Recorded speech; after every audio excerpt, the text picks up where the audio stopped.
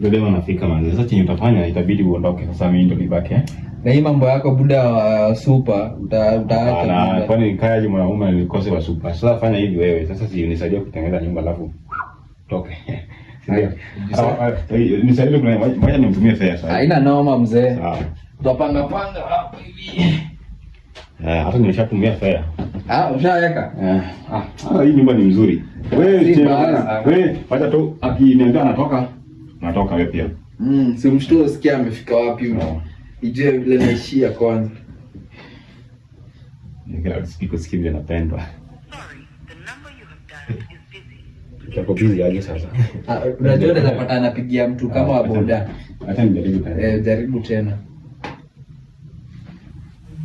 Sorry, the number you have dialed is busy. Sisi ni kama bado naona ako busy.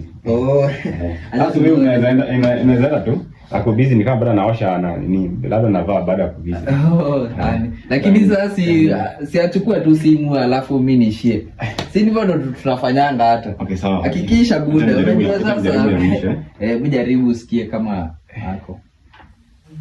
Sorry, the number you have dialed is busy.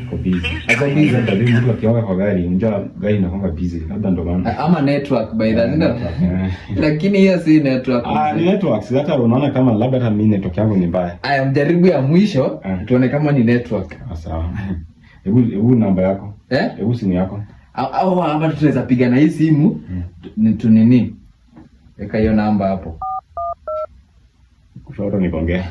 Acha. Weka loudspeaker.